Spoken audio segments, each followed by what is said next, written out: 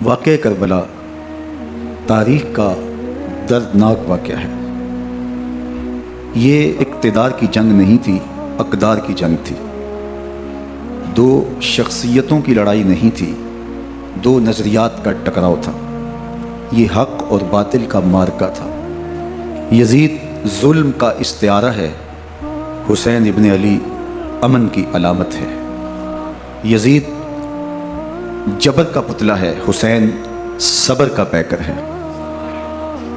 یزید اپنی بدطینت فطرت اور اپنی طبع ناہموار کے باعث دنیا پر ذلت و رسوائی، ظلم، جبر، جور و زیادتی کی علامت بن کے ابھرا، اور حسین ابن علی رضی اللہ تعالی عنہ حق و صداقت کا نشان بن کے ابھرا۔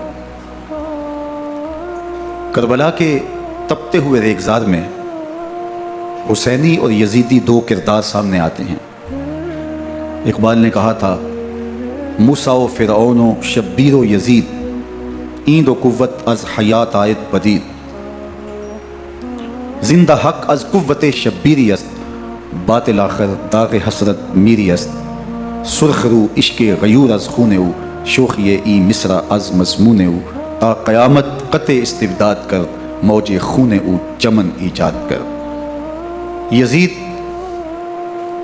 بہدل کی بیٹی محسون کا ناپاک بیٹا تھا، اور حسین محمد عربی کی بیٹی فاطمہ کا شہزادہ تھا۔ یزید دمشق کے اطراف میں سرجون اور جریر اختل جیسے اوباشوں کے جرمٹ میں پل کے جوان ہوا۔ حسین کے گھر کا دروازہ مسجد نبوی کے اندر کھلتا تھا۔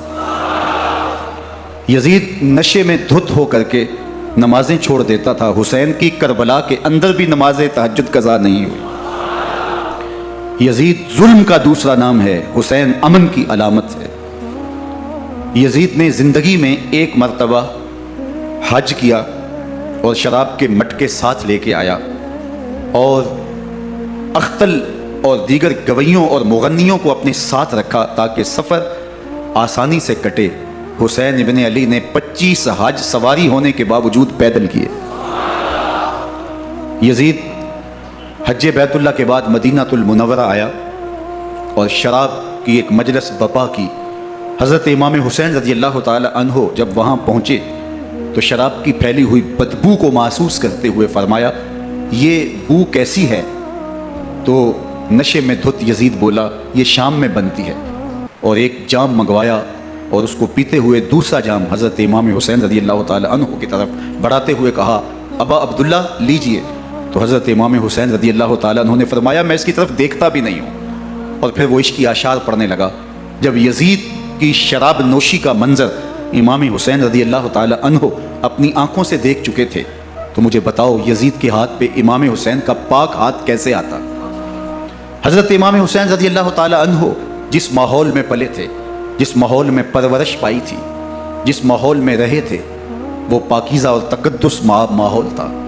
اور یزید کبھی اطراف دمشق میں، کبھی غوطہ میں، کبھی الخزرہ محل میں، اور کبھی کہاں داد عیش دیتا رہا اور لہو و لعب کے اندر مصروف رہا، اور اس کی زندگی ان چیزوں سے عبارت تھی۔ وہ محرمات کو حلال قرار دیتا، شراب نوشی اس کی ہڈیوں میں رچی ہوئی تھی، اور شریعت بیضا کا مذاق اڑایا کرتا۔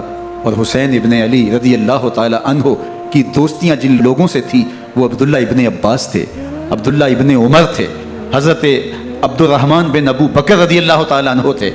یزید تو جوا کھیلتا رہا، یزید تو قمار بازی کرتا رہا، یزید تو شراب نوشی کرتا رہا، اور حسین ابن علی مسجد نبوی کے منبر میں حضور کے پہلوؤں میں بیٹھتے رہے۔ زمانے نے وہ منظر دیکھا کہ سرخ رنگ کے جوڑے پہنے ہوئے حسنین کریمین حجرہ فاطمہ سے نکلتے ہیں، کم عمری کی وجہ سے کبھی گرتے ہیں کبھی سنبھلتے ہیں، اور آقا کریم خطبہ ارشاد کر رہے ہیں، خطبہ چھوڑ کے حضور نے شہزادوں کو اٹھا لیا۔ وہ منظر بھی زمانے نے دیکھا۔ حضرت عبداللہ بن شداد کہتے ہیں کہ حضور سجدے میں تھے، اور سجدہ اتنا طویل ہو گیا، ہمیں لگا یا تو وحی کا نزول ہو رہا ہے یا پھر اللہ کا حکم آ گیا اور اللہ کے محبوب کی روح قبض کر لی گئی۔ لیکن میں نے جب نظریں اٹھا کے ننکیوں سے دیکھا تو کیا منظر تھا کہ حسین ابن علی حضور کی پشت پہ بیٹھے ہوئے ہیں اور میرے آقا سجدے کو طول دے رہے ہیں۔ اللہ اکبر! حسین کے لیے پیغمبر کے سجدوں کو طول دیا جا رہا ہے۔ حسین ابن علی کبھی ممبر پہ حضور کی اطراف میں بیٹھتے ہیں، وہ منظر بھی دنیا نے دیکھا کہ حضور کے مبارک کندھوں پر حسین ابن علی بیٹھے ہیں اور حضور کی زلفوں کو پکڑا ہوا ہے۔ تو حضرت عمر رضی اللہ تعالیٰ عنہ دیکھ کے کہتے ہیں واہ واہ کیسی سواری میسر آئی حسین ابن علی کو۔ تو میرے آقا مسکرا کے کہتے ہیں عمر سواری دیکھتے ہو سوار بھی تو دیکھو۔ اللہ اکبر! حضرت اسامہ بن زید بن حارثہ رضی اللہ تعالیٰ عنہ فرماتے ہیں رات کا ایک پہر گزر گیا اور مجھے حضور سے کوئی کام تھا۔ میں آقا کریم کی خدمت میں حاضر ہوا، در دولت پہ دستک دی۔ حضور تشریف لائے تو چادر اوڑی تھی، بکل کی ہوئی تھی میرے حضور نے۔ تو میں نے اپنی حاجت کہی تو حضور نے میری حاجت پوری کر دی۔ لیکن ایک منظر میں نے دیکھا کہ حضور نے جو چادر کی بکل فرمائی تھی اس کے اطراف میں پہلوؤں میں ابھار تھے جس طرح اندر کوئی ہو۔ مجھ سے نہ رہا گیا، میں نے پوچھ لیا، میں نے کہا بندہ نواز چادر کے اندر کیا ہے؟ فکشفہ، تو حضور نے چادر کو کھول دیا۔ فائز الحسن والحسین علی ورکہ، تو کہتے ہیں میں نے اپنی آنکھوں سے دیکھا ایک پہلو سے امام حسین لپٹے ہوئے تھے، ایک پہلو سے امام حسن لپٹے ہوئے تھے۔ فرمایا یہ میرے بیٹے ہیں، یہ میری بیٹی کے بیٹے ہیں، اے اللہ میں ان سے پیار کرتا ہوں، تو بھی ان سے پیار کر، جو ان سے پیار کرے اس سے بھی پیار کر۔ ان کی محبت کا درس دیا، ان کے پیار کا سبق پڑھایا، کہا ان سے پیار کرنے والا میرے سے پیار کرنے والا ہے، ان سے بغض رکھنے والا میرے سے بغض رکھنے والا ہے۔ ان کی تکلیف حضور کو بے چین کر دیتی تھی۔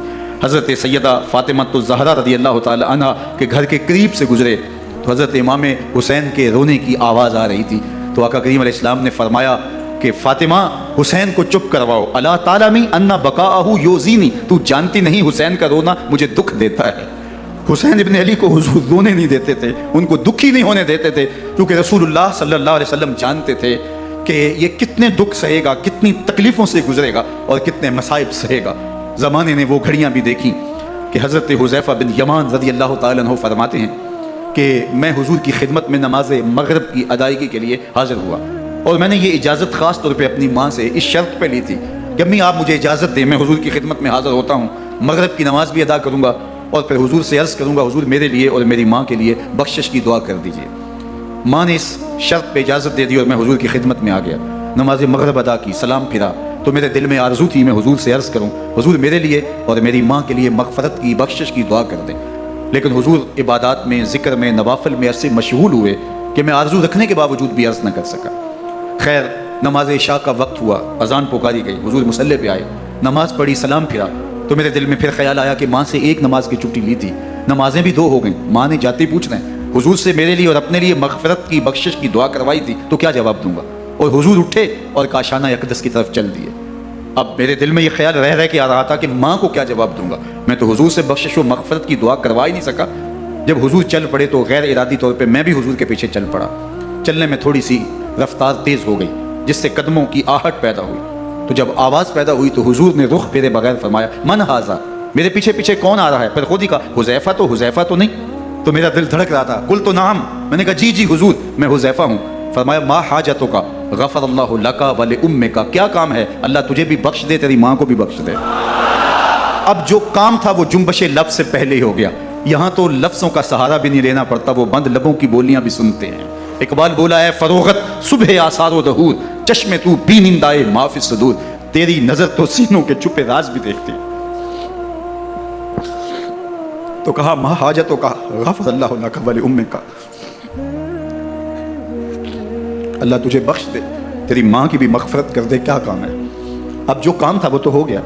تو میرے حضور نے ارشاد فرمایا حذیفہ سنو، ابھی ایک فرشتہ آیا ہے جو اس سے قبل دھرتی پر پہلے کبھی نہیں آیا، آج پہلی مرتبہ اللہ سے اجازت لے کے 2 کام کرنے آیا ہے، ایک تو مجھے سلام کرنے آیا ہے اور دوسرا خوشخبری دینے آیا ہے کہ آپ کی بیٹی فاطمہ جنتی عورتوں کی سردار ہے اور حسن اور حسین جنتی جوانوں کے سردار ہیں۔ ایک طرف یزید ناپاک محسون کا پلیت بیٹا اور ایک طرف محمد عربی کا نواسا، فاطمہ کے دودھ کا اثر، علی المرتضیٰ کے خون کی تاثیر، رسول اللہ صلی اللہ علیہ وسلم کے کندھوں پہ بیٹھنے والا۔ ایک دن حضور نے امام حسین رضی اللہ تعالیٰ عنہ کے ہاتھ پکڑ لیے اور ان کے پاؤں اپنے پاؤں پہ رکھے اور پھر فرمایا بیٹے آگے بڑھو، اور ان کے پاؤں حضور کی پنڈلیوں پہ آئے، پھر کہا بیٹے اور آگے بڑھو، حتیٰ کہ ان کے پاؤں حضور کی رانوں پہ آئے، پھر فرمایا بیٹا اور آگے بڑھو، تو ان کے پاؤں حضور کے مبارک بطن اقدس پہ آئے، پھر بازوؤں کو کھینچ کے اپنے قریب کیا اور حسین ابن علی کے منہ میں اپنی زبان رکھ دی، اور وہ اس طرح چوس رہے تھے جس طرح کھجور چوسی جاتی ہے۔ تو اللہ کے محبوب علیہ السلام نے حسین ابن علی کو اپنی زبان کا لعاب دہن دے کر کے، وہ شیر رحمت دے کر کے، وہ کوثر و تسلیم سے پاکیزہ تر آب رحمت عطا کر کے ان کی ہمیشہ کے لیے پیاس بجھا دی، تاکہ کل کربلا کے تپتے ہوئے ریگزار میں حسین ابن علی کو پیاس کی شدت تنگ نہ کرے اور پائے استقلال میں لغزش نہ آنے پائے۔ ان نازوں سے پالے ہوئے حسین کو، ان محبتوں سے پالے ہوئے حسین ابن علی کو امتحان بھی اتنے بڑے درپیش تھے۔ یاری تیری سونا پر ازمیشاں تیریاں اگ، سونا پرکھیا جامدہ ہے نال اگاں دے لگ۔ جتنا بڑا شخص ہوتا ہے اتنی آزمائشیں بھی بڑی ہوتی ہیں۔ پیغمبر رحمت کی آغوش میں کھیلنے والا، حجرہ فاطمہ کا جانشین، مصلی رسول کا وارث، منبر رسول صلی اللہ علیہ وآلہ وسلم پر حضور کے مبارک پہلو اور گود میں بیٹھنے والا حسین، حضور کی زبان چوسنے والا حسین، حضور کے کندھوں پہ سواری کرنے والا حسین، آقا کریم علیہ الصلوۃ والسلام کے مبارک سجدے کی حالت کے اندر حضور کی پشت پہ کھیلنے والا حسین، جس حسین کا دروازہ مسجد نبوی کے اندر کھلتا تھا اور یزید کی کرتوتوں کے چشم دید گواہ تھے۔ یزید جب تخت نشین ہوتا ہے تو اسے یہ فکر ہوتی ہے کہ امام حسین، عبداللہ بن زبیر، عبداللہ بن عمر، عبداللہ ابن عباس یہ میری بیعت کریں، اور وہ ولید بن عقبہ کو لکھتا ہے کہ ہر صورت میں ان کی بیعت لو، اور اگر بیعت نہ دیں تو سختی کرو۔ حضرت امام حسین رضی اللہ تعالی عنہ کو بلاوا آتا ہے کہ آپ کو دارالامارت میں گورنر ہاؤس میں بلایا جا رہا ہے۔ ولید بن عقبہ کا پیغام آپ کو پہنچتا ہے۔ آپ اس وقت فرماتے ہیں کہ اس وقت جو پیغام پہنچا ہے وہ کسی خطرے سے خالی نہیں ہے، تو کچھ سواروں کو ساتھ لیا، کہا تم دارالامارت کے باہر کھڑے رہنا، اگر میری آواز بلند ہوئی تو اندر آ جانا، ورنہ تم انتظار کرنا۔ آپ اندر گئے۔ ولید بن عقبہ نے مروان کو بھی بلایا تھا۔ مروان بن حکم یہ گورنر مدینہ ولید سے پہلے رہ چکا ہے، تو اس نے مشورہ دیا کہ سختی کی جائے۔ خیر ولید بن عقبہ نے کہا کہ یہ خط ہے، حضرت امیر معاویہ کا انتقال ہو گیا اور یزید تخت نشین ہوا ہے، لہٰذا وہ آپ سے بیعت کا مطالبہ کرتا ہے۔ تو حضرت امام حسین رضی اللہ تعالیٰ عنہ نے فرمایا کہ میرے جیسا شخص یوں چھپ کے بیعت نہیں کر سکتا، اور آپ واپس پلٹے۔ مروان بن حکم نے ولید بن عقبہ کو کہا کہ یہ موقع ہے جانے نہ دیا جائے، اگر یہ نکل گئے تو دوبارہ تم قابو نہیں پا سکو گے اور انہیں یہیں قتل کر دیا جائے۔ حضرت امام حسین رضی اللہ تعالیٰ عنہ نے یہ بات سن لی۔ کہتے ہیں حضرت امام حسین انہی قدموں کے بل واپس پلٹے اور مروان بن حکم سے مخاطب ہو کے کہا، مروان کیا بول رہا ہے؟ وہ خاموش ہو گیا۔ فرمایا تو جانتا نہیں ہم کون ہیں؟ آنا حسین ابن علی ابن ابی طالب، میں حسین ہوں، میں علی کا بیٹا ہوں۔ ہمارے گھر میں قرآن اترتا رہا ہے، وحی کا نزول ہوتا رہا ہے، اور یزید فاسق ہے، فاجر ہے، مسلمانوں کا قاتل ہے اور شرابی ہے۔ میں ڈنکے کی چوٹ پہ یزید کی بیعت سے انکار کرتا ہوں۔ بس حیدری کچھار سے محمدی شیر نکل آیا ہے۔ اب اوسان خطا ہو گئے، راستہ چھوڑ دیا، واپس آئے، سیدہ زینب سے ملے، کہا مدینے کو چھوڑنا پڑے گا۔ کہا بھیا کیا ہوا؟ کہا یزید بیعت لینے پہ مصر ہے اور میں کسی صورت بھی بیعت نہیں کروں گا۔ رسول اللہ کا مدینہ ہمارے خون سے لالازار بنے گا، میں نہیں چاہتا کہ حضور کے شہر نور کی حرمت پامال ہو۔ دوستو وہ کیسا منظر ہوگا جب حسین ابن علی نے آخری حاضری حضور کے روضے پہ دی ہو۔ حاجی یا معتمر 10 دن کے لیے، 8 دن کے لیے، 20 دن کے لیے مدینہ المنورہ عارضی سکونت اختیار کرتا ہے، اور حضور کے روضہ انور سے، اس شہر نور سے، ان گلیوں سے، ان بام و در سے ایسا مانوس ہو جاتا ہے کہ جب واپس پلٹ رہا ہوتا ہے ان دعاؤں کے ساتھ کہ دوبارہ آنا بھی نصیب ہو، اور اسے لگتا ہے کہ میں دوبارہ بھی بلایا جاؤں گا، لیکن اس کے باوجود شہر حبیب چھوڑنا قیامت سے کم نہیں ہوتا۔ اعظم چشتی مرحوم آخری بار جب حضور کے روضہ انور پہ گئے تو بیمار تھے، ویل چیئر پہ تھے۔ باب بقی سے باہر نکلے تو خادم سے کہا کہ میری ویل چیئر پیچھے سے کھینچو تاکہ میرا رخ روضہ انور کی طرف رہے، اور وہ پیچھے سے کھینچتا چلا جا رہا ہے۔ اور جب باب مکہ سے پیچھے جنت البقیع کے قریب سے گنبد خضرا نگاہوں سے اوجل ہونے لگا تو اعظم چشتی مرحوم نے کہا، جان بدن سے نکلتی ہے اعظم، جان بدن سے نکلتی ہے آزم، کوئی آسان ہے مدینے سے جدا ہونا، کوئی آسان ہے مدینے سے جدا ہونا۔ یہ اس شخص کی کہانی ہے جو 10 دن 5 دن مہینہ 2 ماہ وہاں رہتا ہے اور پھر اس شہر کو چھوڑ کے آنا اس کے لیے آسان نہیں ہوتا۔ اور مجھے بتاؤ کہ حسین جو پیدا مدینے میں ہوا، جس کے گھر کا دروازہ مسجد نبوی کے اندر کھلتا تھا، جو مسجد نبوی کے اندر پرورش پا کے جوان ہوتا ہے اور مدینے کی گلیوں میں کھیلتا رہا، اس حسین ابن علی کے لیے مدینہ چھوڑنا، اور پھر وہ اس بات کا علم اور شعور رکھتے تھے کہ یہ آخری بار حضور کے در پہ حاضری ہے، دوبارہ اس شہر نور میں نہیں آ سکوں گا، تو کیا قیامت ہوگی اور کیا منظر ہوگا۔ محمد بن حنفیہ کے علاوہ خاندان نبوت کے جتنے لوگ تھے ان سب نے شہر مدینہ کو الوداع کہا، اور رات کے موقع میں مدینہ المنورہ کو، مسجد نبوی کو چھوڑ کر کے مکہ کی جانب عازم سفر ہوئے۔ 3 شعبان المعظم کو مکہ المکرمہ پہنچتے ہیں، ادھر کوفیوں کے خطوط آنے شروع ہو جاتے ہیں۔ حضرت امام حسین رضی اللہ تعالیٰ عنہ مسلم بن عقیل رضی اللہ تعالیٰ عنہ کو صورتحال معلوم کرنے کے لیے بھیج دیتے ہیں۔ 40,000 کوفی آپ کے ہاتھ پہ بیعت کر دیتے ہیں۔ ادھر 25 پیدل حج کرنے والے حضرت امام حسین 8 ذی الحج کو احرام باندھتے ہیں، لیکن آپ کو پتہ چلتا ہے کہ حاجیوں کے روپ میں قاتل چھپا دیے گئے، تو آپ اس احرام کو حج کی بجائے عمرے میں بدلتے ہیں اور کوفے کی جانب عازم سفر ہوتے ہیں۔ کائنات والو، ذرا سینے پہ ہاتھ رکھ کے دیکھو کہ یہ کتنا مشکل مرحلہ تھا۔ اس دین کی آبرو کو بچانے کے لیے حضرت امام حسین رضی اللہ تعالیٰ عنہ نے کتنا بڑا قدم اٹھایا۔ آپ کے بہی خواہ دوست احباب عبداللہ بن عمر یہ سارے روکتے ہیں، عبداللہ بن عباس کہتے ہیں حضرت نہ جائیے، الکوفی لا یوفی، کوفی کبھی وفا نہیں کرتے، آپ کے والد کو وہاں شہید کیا گیا، لیکن آپ ایک فرض کو نبھانے جا رہے ہیں۔ میرے غم گسارو میرے مہربانوں، نہ روکو مجھ کو جانے دو، مجھے نانے کے دی کی ڈوبتی کشتی بچانے دو، میں جاتا ہوں کہ دنیا پر وفا کا نام رہ جائے، میں رہوں نہ رہوں پر عظمت اسلام رہ جائے۔ میں نہیں جاتا تو نبی کے گھر کی آن جاتی ہے، میں نہیں جاتا تو نبی کے گھر کی آن جاتی ہے، تمہارا دین جاتا ہے میری غیرت ایمان جاتی ہے۔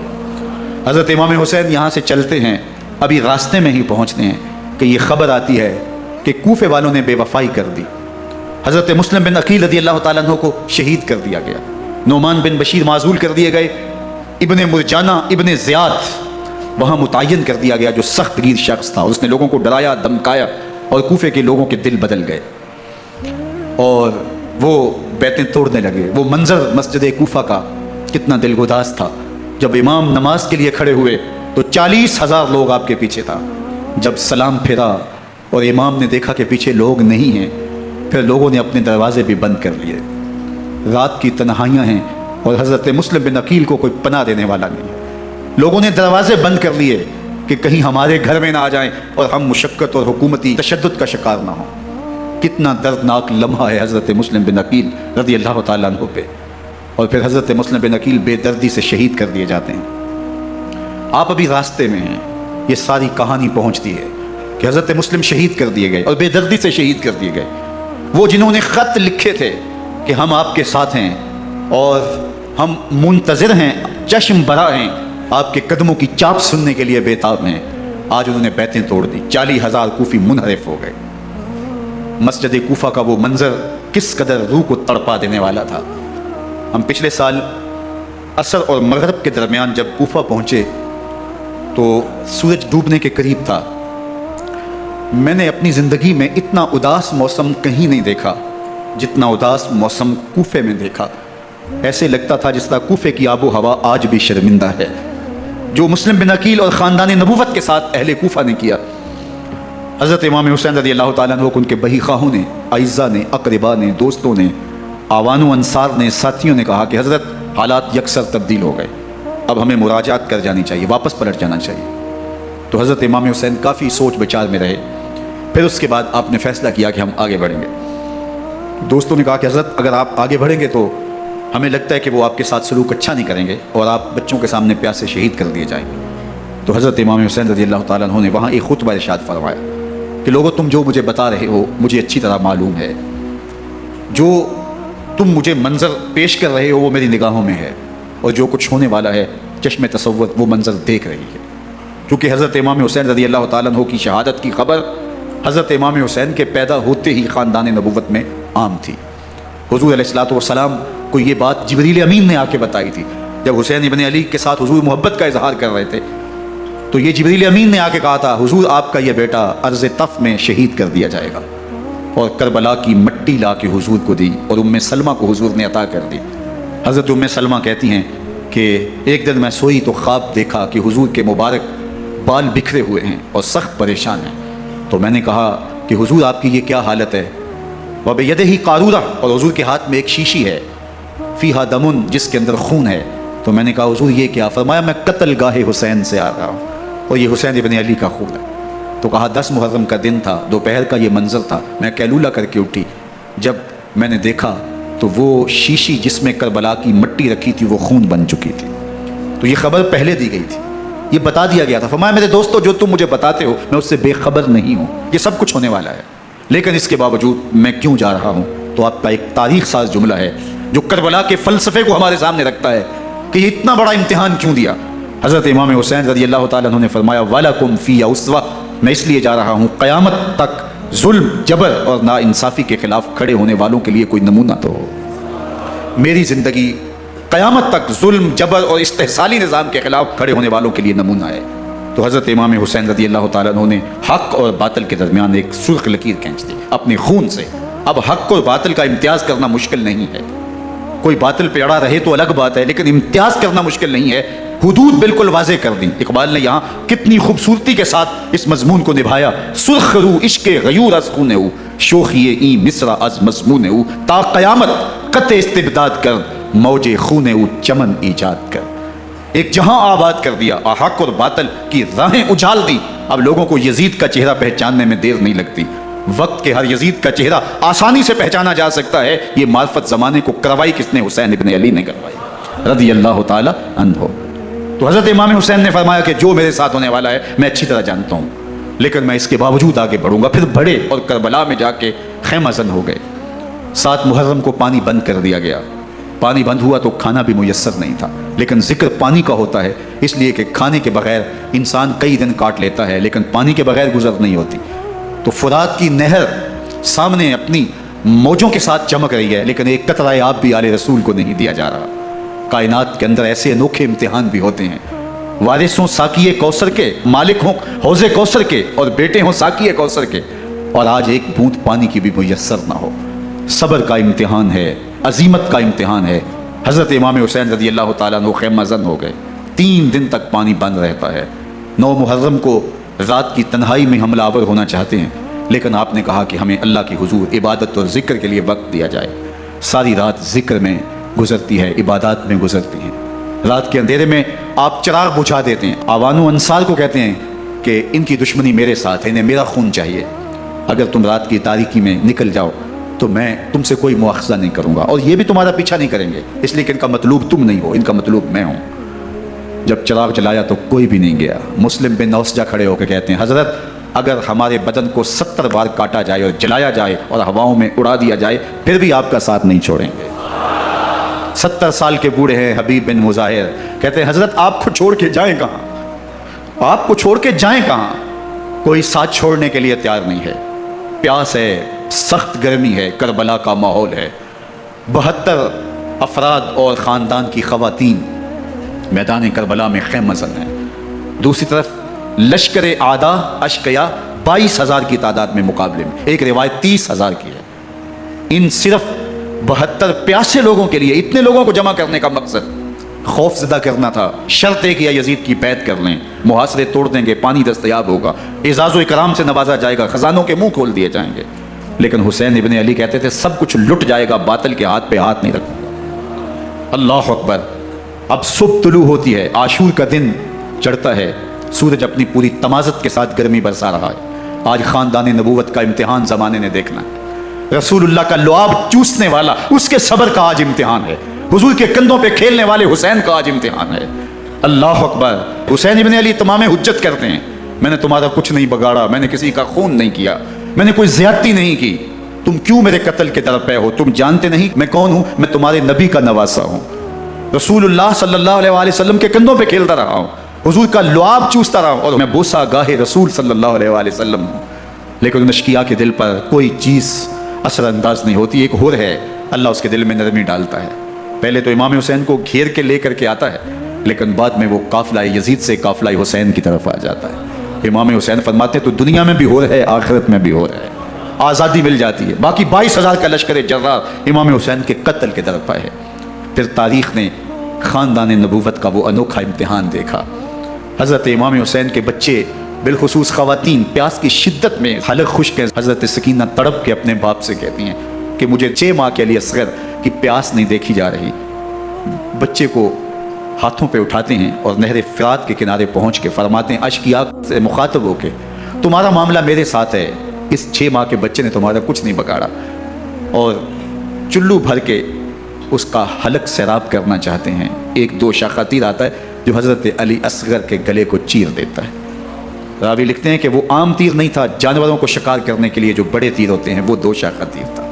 وہ گردن کو کاٹ دیتا ہے، خون بہنے لگتا ہے، گردن لٹک جاتی ہے۔ حضرت امام حسین وہ بہتا ہوا خون اپنے چلو میں لیتے ہیں اور آسمان کی طرف اچھال کے کہتے ہیں مالک حسین کی یہ قربانی بھی قبول فرما۔ یہ تماشا لبے بام نہیں ہے، بچہ بیمار ہو ڈاکٹر جواب دے دیں، ماں باپ کے ہاتھ پھول جاتے ہیں، زندگی کی سانسیں ابھی چل رہی ہوتی ہیں، لیکن ڈاکٹر کہے کہ یہ میرے بس کا روگ نہیں ہے، کہیں اور لے جاؤ، تو زندگی کا لف و نشر غیر مرتب ہو جاتا ہے۔ میں سلام پیش نہ کروں حسین ابن علی کو، 6 ماہ کا علی اصغر ہاتھوں میں دم توڑتا ہے، گردن لٹک جاتی ہے، خون بہ رہا ہے، اب خیموں کی طرف بڑھ رہے ہیں، لیکن زبان پہ شکایت نہیں ہے، کہتے ہیں مالک حسین کی یہ قربانی قبول کر لے۔ اب خیموں کی طرف آنا، شہر بانو، ام رباب، سیدہ زینب، حضرت سکینہ سلام اللہ علیہا کا سامنا کوئی آسان کام نہیں تھا، لیکن حسین ابن علی آتے ہیں، شہزادے کو یہاں خیموں کے قریب رکھ کے کہتے ہیں کہ یہ حوض کوثر سے سیراب ہو گیا ہے۔ اللہ اکبر، کوہرام مچ جاتا ہے خیموں کے اندر، کیا منظر ہوگا اور ان کو کن الفاظ کے پیرائے میں ڈھال کر کے ان کیفیات کو بیان کیا جا سکتا ہے جو اہل بیت کے خیموں کے اندر علی اصغر کی شہادت کے بعد کا منظر رقم ہو رہا ہوگا۔ اللہ اکبر، ادھر اشقیاء آوازیں دے رہے ہیں، مبارزت کے لیے پکار رہے ہیں۔ زمانے نے پھر وہ منظر بھی دیکھا کہ جوان بیٹے کو 18 سال کی کمائی حضرت امام حسین میدان عمل میں بھیج رہے ہیں۔ وہ علی اکبر جو حسین کا نور نظر ہے، آنکھوں کا قرار ہے، دل کی تسکین ہے، اور پھر حضرت علی اکبر جب گھوڑے کی زین سے فرش زمین پہ گرتے ہیں تو باپ کو آواز دیتے ہیں، اور حضرت امام حسین جو ہے وہ آگے جا کے بیٹے کی لاش اٹھاتے ہیں۔ اللہ اکبر، 18 سال کے بیٹے کی لاش کو کندھوں پہ اٹھا کے خیموں تک لاتے ہیں اور ہاتھ پھیلا کے کہتے ہیں مالک حسین کی یہ قربانی بھی قبول فرما۔ کبھی قاسم بن حسن کی لاش اٹھا کے لاتے ہیں، کبھی اون و محمد کی لاشیں اٹھا کے لاتے ہیں، بتیجوں کی، بھانجوں کی، بھائی عباس کے کٹے ہوئے بازو اور زخموں سے چھدا ہوا لاشا۔ کیا کیا قیامتیں تھیں جو اس کربلا کے ایک میدان کے اندر نہیں توڑی گئیں۔ حضرت امام حسین پر دکھ پہ دکھ، تکلیفوں پہ تکلیفیں، اب 71 لاشیں اٹھا کے خیموں تک پہنچا چکے، اور ادھر مبارزت کی دعوت دی جا رہی، آؤ میدان عمل میں آؤ، اب دیر کیوں کر رہے ہو؟ رسول اللہ کا حرم، رسول اللہ کی شہزادیاں جو نازوں میں پلی تھی، وہ کلیاں جو شبنم کا بوجھ بھی گوارا نہیں کر سکتی تھی، آج مصیبتوں کے پہاڑ ٹوٹ گئے۔ حضرت امام حسین کبھی شہربانوں کو، کبھی ام رباب کو دلاسا دیتے ہیں، کبھی حضرت زینب کو کہتے ہیں۔ حضرت زینب کربلا کے اس میدان کے اندر بڑے حوصلے کے ساتھ اپنے بھائی کے ساتھ کھڑی رہی، اپنے 2 بیٹے راہ خدا میں پیش کیے، ان کی لاشیں وصول کی، لیکن زینب جس جرأت کے ساتھ، جس پامردی کے ساتھ اس سارے منظر کو حوصلے کے ساتھ سہتی رہی، وہ یقیناً حوصلہ سیدہ زینب سلام اللہ علیہا کا ہی ہے۔ لیکن یہ وہ منظر تھا کہ زینب کا دل بھی ڈول گیا جب حسین ابن علی گھوڑے پہ بیٹھنے لگے، اور ان کو گھوڑے میں بٹھانے والا کوئی نہیں تھا، اور جو بھی سوار جاتا پھر واپس اس کی لاش ہی آتی اور حسین ابن علی لے کے آتے۔ آج حسین ابن علی جا رہے ہیں، زندگی کا سارا سرمایہ لٹ رہا ہے، حضرت زینب سلام اللہ علیہا سنبھل نہیں رہی۔ حضرت امام رضی اللہ تعالیٰ عنہ اٹھے اور آپ نے حضرت زینب کو صبر کی تلقین کی اور کہا کہ صبر ہی بہترین ذریعہ ہے اور اللہ کی قربت کا ایک بہترین سبب ہے، اور ان کو صبر کی تلقین کرتے ہوئے فرمایا کہ میرے بعد تم نے اس ذمہ داری کو سنبھالنا ہے، اور ان مخدرات اسلام کی، ان شہزادیوں کے پردے کی تم نے حفاظت کرنی ہے۔ اور پھر گھوڑے کی زین کس کے امام حسین لشکر اشقیاء کی طرف بڑھتے ہیں۔ اب خیموں سے سسکیوں کی آواز آ رہی ہے، ان کا سردار، ان کا تاجدار آج سب کو چھوڑ کے کربلا کے میدان کی طرف بڑھ رہا ہے۔ جرم کیا کیا، قصور کیا کیا، اس نے کیا زیادتی کی کہ آج نیزوں اور انیوں کے مقابلے میں 22,000 کا لشکر حضرت امام حسین پہ ٹوٹ پڑتا ہے۔ آپ پھر تمام حجت کرتے ہیں میں نے کسی کو قتل نہیں کیا، خون ناحق نہیں بہایا، میرے خون کے درپے کیوں ہو، اپنی آخرت کیوں برباد کرتے ہو؟ تم جانتے نہیں میں کون ہوں، میں تمہارے نبی کا نواسا ہوں۔ لیکن ابن زیاد کہتا ہے مقابلے میں آؤ۔ پھر حضرت امام حسین رضی اللہ تعالیٰ عنہ مقابلے میں آتے ہیں، اور جب گھوڑے کو ایڑ لگا کے دشمن اشقیاء پہ ٹوٹتے ہیں تو پھر ایسا منظر ہوتا ہے کہ وہ بھیڑ بکریوں کی طرح آگے بھاگتے ہیں۔ 71 زخم کلیجے پہ لیے شجاعت کا یہ پیکر جب میدان میں آتا ہے، آواز آتی، یہ کون ذی وقار ہے، بلا کا شاہ سوار ہے، لباس ہے پھٹا ہوا، غبار سے اٹا ہوا، تمام جسم نازنی چدا ہوا کٹا ہوا، یہ نبی کا نور عین ہے، یہ بال یقین ہو سکتا ہے، یہ حسین ابن علی رضی اللہ تعالیٰ عنہ۔ پھر چاند بادلوں میں گھر جاتا ہے، شامی ہنڈے تیر برساتے ہیں، تلواروں سے آپ کے بدن پر ضربیں لگاتے ہیں اور نیزوں سے آپ کے بدن کو پرو دیتے ہیں۔ جب آپ کا پیراہن بعد میں اتارا گیا تو آپ کے پیراہن میں 122 سوراخ تیروں کے تھے، 33 زخم تلواروں کے اور 34 گھاؤ نیزوں کے تھے۔ جب گھوڑے کی زین سے فرش زمین پر آئے، بدن چھلنی تھا، زخم زخم سے خون بہ رہا تھا، 3 دن کا پیاسا حسین، اللہ اکبر، بدن زخموں سے چور، 71 لاشیں کلیجے پہ لیے، مخدرات اسلام کے پردے کا خیال دل میں الگ ہے، لیکن گھوڑے کی زین سے جب فرش زمین پہ امام حسین آتے ہیں، زبان پہ ہائے نہیں، نالا و شیون نہیں، چیخ و پکار نہیں، آتے ہی پیشانی سجدے میں رکھتے ہیں اور پکارتے ہیں اللہم ردن بقضائک و صبرن علی بلائک تسلیما لامرک سبحان ربی الاعلی۔ مالک گھر لٹا کے، بچے لٹا کے، خاندان سب کچھ قربان کر کے، اپنے بدن کو زخموں سے چھلنی کروا کے، تیروں اور نیزوں کی انیوں سے اپنے آپ کو زخمی کروا کے، تیرے حضور سر جھکا کے یہ اقرار کرتا ہوں کہ حسین تیری تقدیر پہ راضی ہے، مالک تو بھی بتا، تو بھی حسین پہ راضی ہوا ہے کہ نہیں ہوا؟ آواز آ رہی ہے، اس پیاسے پر علی شیر خدا کو ناز ہے، اس نواسے پر محمد مصطفیٰ کو ناز ہے، اوروں نے بھی سجدے کیے پر اس کا عجب انداز ہے، اس نے وہ سجدہ کیا جس پر خدا کو ناز ہے۔ حسین ابن علی رضی اللہ تعالیٰ عنہ کا سر انور دستے قاتل نے تب کاٹا جب وہ سجدے میں جھکا ہوا تھا۔ یزید نے کہا میں بیعت لوں گا، امام حسین نے کہا کبھی بھی نہیں دوں گا، یہ سر کٹ سکتا ہے جھک نہیں سکتا۔ سر کاٹ کے نیزے کی نوک پہ چڑھا دیا گیا، اور یہ اس بات کا اعلان تھا کہ ہم جیت گئے اور حسینی ہار گئے، اور لشکر یزید میں غوغا مچ گیا، نقارے بجنے لگے کہ ہم جیت گئے، دیکھو امام حسین شہید کر دیے گئے، اور سر کاٹ کے نیزے کی نوک پہ چڑھایا گیا۔ لیکن لشکر یزید سے آواز آئی، یہ کیسا سر ہے جو کٹ کے بھی سر بلندی ہے، کٹ گیا ہے پھر بھی اونچا ہے، اللہ اکبر، یہ سر سجدے میں کٹا ہے، رب کے حضور عبادت کی حالت میں کٹا ہے، حسین آج بھی سجدے میں ہے، اللہ اکبر، حسین آج بھی سجدے میں ہے، بلکہ کٹے ہوئے سر کا رخ زمین کی جانب تھا اور کٹی گردن آسمان کی طرف، یوں نیزے پہ پرویا گیا، اللہ اکبر۔ ایک شاعر نے نقشہ کھینچا، باں کے سر نیزے پہ اور سوئے زمین ہے روح، یعنی سجدہ ثانی کی ہے آرزو۔ رکعت کے 2 سجدے ہوتے ہیں، ابھی ایک سجدہ ہوا تھا کہ دستے قاتل نے سر کاٹ دیا، کہا حسین کی پیشانی میں دوسرے سجدے کی تمنا مچل رہی ہے۔ یہ تھا حسین ابن علی کا سجدہ، ساری زندگی رب کے حضور سجدہ قضا نہیں ہونے دیا۔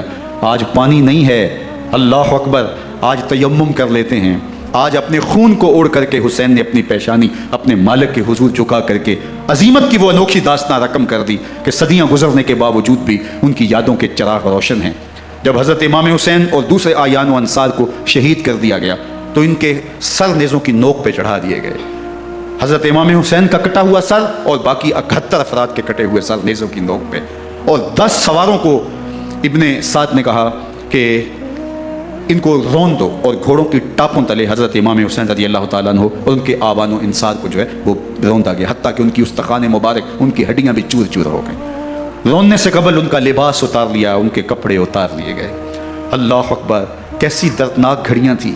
یزید کا صرف یہی بد کرداری کا مرحلہ نہیں تھا، اس کربلا کے صحرا کے اندر یزید نے جس طرح امام حسین رضی اللہ تعالیٰ عنہ کو شہید کیا اور حضرت امام حسین کے خاندان کو شہید کیا، جب مدینہ المنورہ پر یزید نے مسلم بن عقبہ کو مقرر کیا، جس کو بزرگوں نے مسلم بن عقبہ کہا ہے، تو اس کو کہا 3 دن تک مدینے کا حرم تمہارے لیے حلال ہوگا، جو چاہو تم کرنا، اور شامی فوجوں کو اجازت ہوگی۔ تو وہاں بھی انہوں نے 10,000 تابعین اور 700 صحابہ کو شہید کیا۔ حضرت ابو سعید خدری رضی اللہ تعالیٰ عنہ گھر سے باہر نکلے، کافی بوڑھے ہو چکے تھے، تو انہوں نے حضرت ابو سعید خدری کو پکڑ لیا، کہا تم کون ہو؟ کہا مجھے ابو سعید خدری کہتے ہیں۔ تو کہا ہاں تمہارا نام سنا ہے، اور داڑھی سے پکڑ کے کھینچا اور کہا کہ ہے تمہارے پاس جو ہمیں دو؟ تو کہا کہ میرے پاس تو کچھ بھی نہیں، میں تو فقیر آدمی ہوں۔ تو ان کے گھر ان کو لے گئے تو 2 کبوتر رکھے تھے حضرت ابو سعید خدری نے، تو وہ کبوتر لوٹ کے لے گئے۔ اللہ اکبر۔ حضرت ابن سنان رضی اللہ تعالیٰ عنہ کو، جو حضور کے علم بردار تھے فتح مکہ کے دن، ان کو ستو پہلے پلائے اور پھر ان کی گردن کاٹی گئی اور کہا یہ ہے وہ ستو جو تم زندگی میں آخری بار پیو گے۔ ایک گھر میں داخل ہوئی شامی فوج، تو ایک خاتون کے ابھی بچہ پیدا ہوا تھا اور قابلہ نے، دائیا نے وہ بچہ ماں کی چھاتی پہ لٹایا اور وہ ماں کا پہلا دودھ پی رہا تھا۔ تو یہ جا کے کہنے لگے نکالو تمہارے پاس جو کچھ ہے۔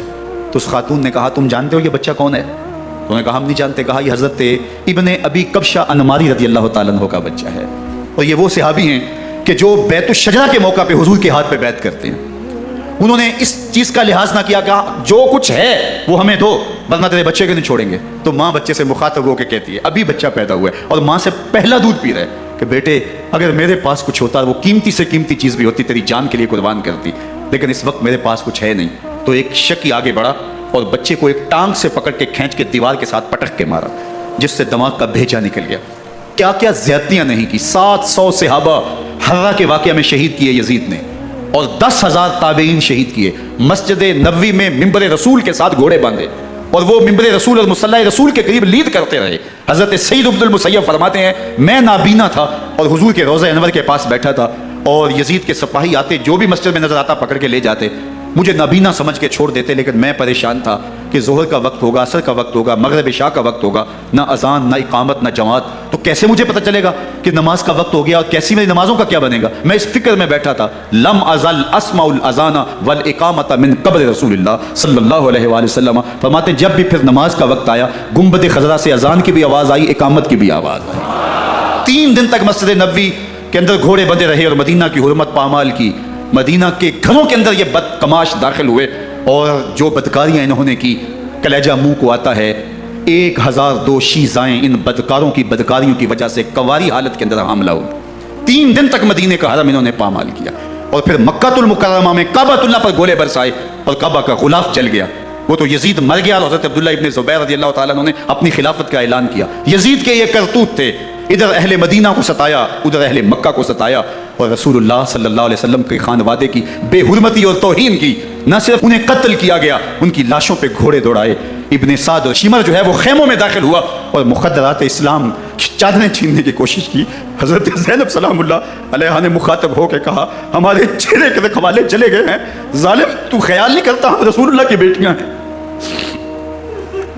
حضرت شہربانو، حضرت زین العابدین اور حضرت زینب سلام اللہ علیہ، ان تینوں کو ایک اونٹ پہ باندھا گیا اور باقی اونٹوں پہ باقی سادات کو، حضور کی شہزادیوں کو باندھا گیا، رسیوں میں جکڑا گیا اور اونٹوں پہ باندھ کر کے کوفے کی جانب آگے آگے شہیدوں کے سر چل رہے ہیں اور پیچھے یہ قافلہ چل رہا ہے۔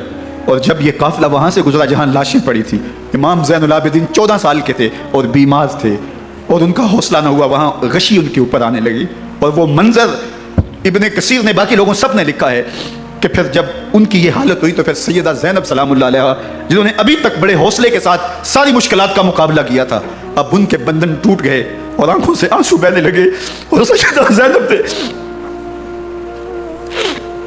امام حسین رضی اللہ تعالیٰ عنہ کی لاش پہ کھڑے ہو کے، اور وہ روندی ہوئی لاش، ٹوٹی ہوئی ہڈیاں اور وہ پریشان بدن، کٹا ہوا سر نیزے کی نوک پہ اور لاش یہ پڑی ہے، تو حضرت سیدہ زینب نے مدینے کی طرف منہ کر کے جو ہے وہ حضور سے فریاد کی، یا محمد آہو، یا محمد آہو، حاذا حسین بالآراء مزمل بالدماء، یا محمد آہو بناتوں کا سبایا۔ رسول اللہ، اے پیارے آقا، یا جداہو، اے ہمارے نانا محترم، یہ دیکھیے آپ کا حسین پڑا ہوا ہے، بدن سے کپڑے اتار لیے گئے، خاک ہوائیں اڑا رہی ہیں اور اس کے اوپر چادر جو ہے وہ مٹی کی پڑ گئی ہے، حضور آپ کی اولاد کاٹ دی گئی، اور پھر کہا بناتوں کا سبایا، حضور دیکھیے آپ کی بیٹیوں کے ہاتھ باندھ دیے گئے ہیں، اونٹوں پہ کس دیا گیا ہے۔ سر شہیدہ آگے آگے چل رہے ہیں اور حضرت سیدنا امام حسین کا آگے آگے سر ہے۔ راستے کے اندر ایک جگہ آئی، رات گزری اور ان کو اتارا گیا۔ رات کا موقع تھا، ایک خاتون آئی اور اس نے کوئی کھانا پیش کیا ان کو اور کہا کہ میں کسی زمانے میں حضرت سیدہ فاطمہ الزہرا کی نوکری کیا کرتی تھی، ان کی لونڈی تھی، ان کی کنیز تھی، اور آج مجھے پتہ چلا کہ آپ لوگ گزر رہے ہیں، تو میں نے کہا کہ میں اپنی مخدومہ کے خاندان کی خدمت کروں۔ اور پھر اس نے کہا کہ اس وقت سیدہ کی گود میں ایک 6-7 ماہ کی بچی تھی جس کو زینب کہا کرتے تھے، تو سیدہ زینب نے کہا کہ اماں اگر پہچانتی ہو تو وہ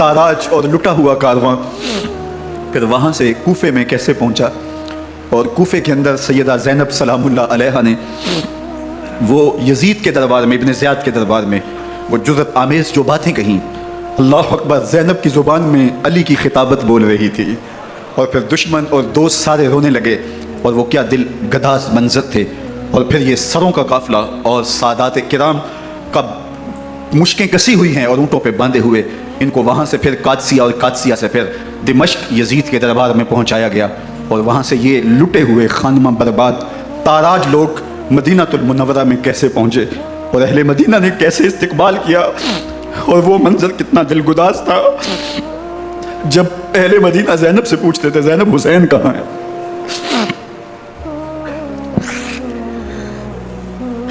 بے مروت بے وفا تیرا بھی کیا افسانہ ہے، جس نے اپنی ہی شمع کو گل کیا تو وہ پروانہ ہے، اپنے پیغمبر کے شہزادوں کو اور اپنے پیغمبر کی شہزادیوں کو جو دکھ اس امت نے دیے، یہ کائنات کی ایک انوکھی داستان ہے۔ اللہ ہمیں اسوہ شبیری پہ عمل کی توفیق عطا کرے اور ان کے نقوش پاک کی برکتیں دے، اہل بیت کی محبت ہماری روحوں میں جذب کر دے، اور جس عظیمت کے ساتھ، جس حوصلے کے ساتھ انہوں نے دکھوں کو جھیلا، جو دہکتی آگ کے شعلوں پہ سویا وہ حسین، جو جواں بیٹے کی میت پر نہ رویا وہ حسین، جس نے سب کچھ کھو کے کچھ نہ کھویا وہ حسین، مرتبہ اسلام کا جس نے دوبالا کر دیا، خون نے جس کے دو عالم میں اجالا کر دیا، جو کہ سوزے غم کو سانچے میں خوشی کے ڈھال کے مسکرایا موت کی آنکھوں میں آنکھیں ڈال کے، اے حسین ابن علی تم پر سلام، نازش آل نبی تم پر سلام۔ ذرا میرے ساتھ یہ پڑھ لیجئے، اے حسین ابن علی تم پر سلام، نازش آل نبی تم پر سلام، تم پہ لاکھوں رحمتیں لاکھوں سلام، اے شہیدان محبت کے امام، لالا گوں لالا بدن لالا کفن، اے چمن اندر چمن، زندگی ہی زندگی تیری حیات، اے حیات اندر حیات، افتخار ملت بیضا ہے تو، رب کعبہ کی قسم یکتا ہے تو۔